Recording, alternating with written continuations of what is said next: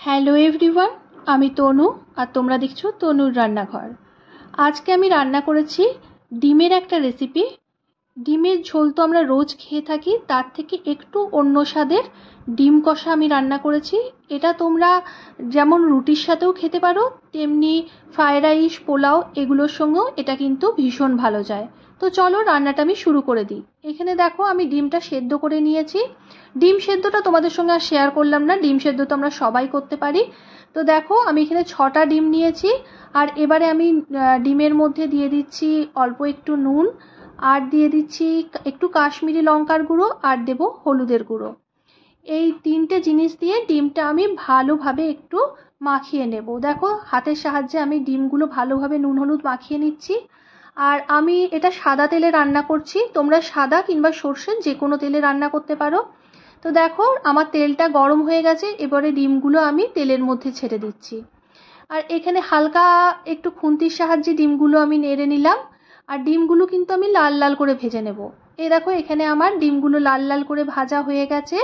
এবারে আমি ডিমগুলো তুলে নেব। আর ডিমগুলো তুলে নিয়ে সেই ডিম ভাজার তেলের মধ্যেই আমি 2টো পেঁয়াজ কেটে রেখেছিলাম সেটা আমি দিয়ে দিলাম। পেঁয়াজগুলো আমি ছোট ছোট করে কেটে রেখেছিলাম। তোমাদের ডিমের পরিমাণ যটা ডিম নেবে সেই অনুযায়ী পেঁয়াজটা দেবে।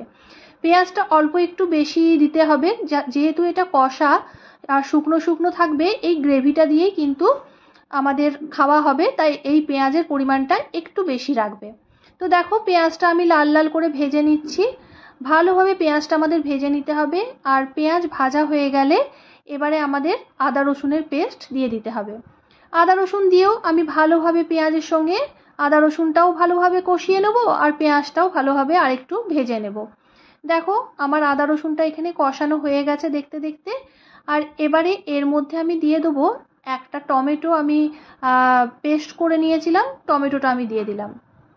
টমেটোটা দিয়েও কিন্তু আমাদের ভালোভাবে পেঁয়াজ রসুনের সাথে ভালোভাবে কষিয়ে নিতে হবে। টমেটোর একটা কিন্তু কাঁচা গন্ধ থাকে। আর যতক্ষণে আমার মশলাটা কষানো হচ্ছে, আমি এখানে দেখো বড় চামচের 1 চামচের মতো দই নিয়ে নিয়েছি।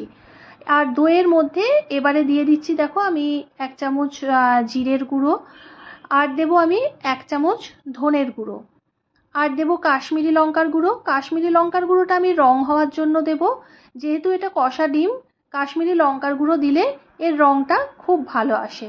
আর দেব হলুদের গুঁড়ো দিয়ে এই মশলাটা আমি ভালোভাবে একটু মিশিয়ে নেব। আর মিশিয়ে নিয়ে আমি যে আমার ওখানে যে পেঁয়াজ রসুনটা কষানো হচ্ছে তার মধ্যে আমি এই মশলাটা দিয়ে দেব। এই দেখো এখানে আমি এই মশলাটা দিয়ে দিয়েছি। আর মশলাটা দিয়েও আমি ভালোভাবে পেঁয়াজ রসুনের সঙ্গে কষিয়ে নিচ্ছি। এবারে দেখো এখানে আমি অল্প একটু জল এখানে দিয়ে দেব, যাতে মশলাটা না পুড়ে যায়। আর তার আগে দেখো আমি এখানে ঝাল লঙ্কার গুঁড়োটা দিতেই ভুলে গেছিলাম, সেটাই এখানে অ্যাড করলাম। তোমরা দইয়ের মধ্যেই ঝাল লঙ্কার গুঁড়োটা দিয়ে দিতে পারো, আমি ভুলে গেছিলাম তাই পরে দিয়ে দিলাম। আর এই দেখো আমি জল দিয়ে মশলাটা আরেকটু ভালোভাবে কষিয়ে নিচ্ছি। এর কষানোর উপরই কিন্তু এর টেস্টটা নির্ভর করে, যেহেতু এটা ডিম কষা তাই যত ভালো করে কষাতে পারবে তত এর টেস্টটা খুলবে। এই দেখো দেখতে দেখতে আমার ভালোভাবে কষানো কিন্তু হয়ে এসছে। আর এবারে আমি একটা টমেটো কেটে নিয়ে এর মধ্যে দিয়ে দিলাম। টমেটোটা দিলে না খেতেও বেশ ভালো হয়। আর এটা কিন্তু দেশি টমেটো নয়, দেশি টমেটো দিলে টক হয়ে যেত, যেহেতু আমি টমেটো বাটাও দিয়েছি আবার দইও দিয়েছি, তাই টক হয়ে যেত, তাই আমি এখানে দেশি টমেটো ইউজ করিনি। আর এই দেখো এরপর আমি দিয়ে দেবো পরিমাণ মতো নুন আর কয়েক দানা চিনি। এই চিনিটা কিন্তু অতি অবশ্যই দেবে, তাহলে কিন্তু এর টেস্টটা আরও ভালো আসে। দেখো দেখতে দেখতে কষানো কিন্তু আমার ভালোভাবে হয়ে গেছে।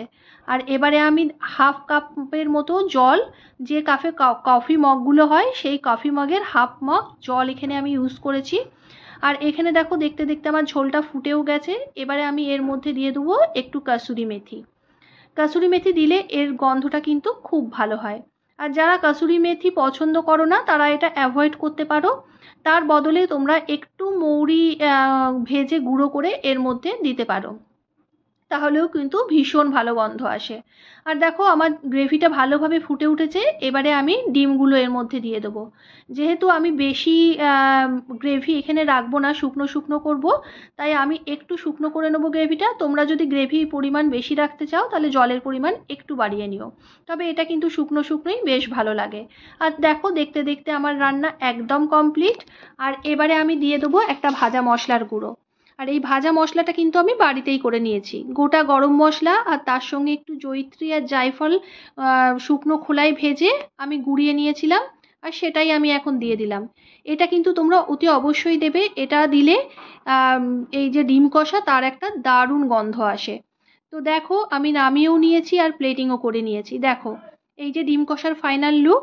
তো রেসিপিটা তোমাদের কেমন লাগলো অতি অবশ্যই জানিও, আর যদি ভালো লেগে থাকে তাহলে আমার চ্যানেলটাকে সাবস্ক্রাইব করে আমার পাশে থেকো। তো চলো আজকের মতো এই পর্যন্তই, টাটা।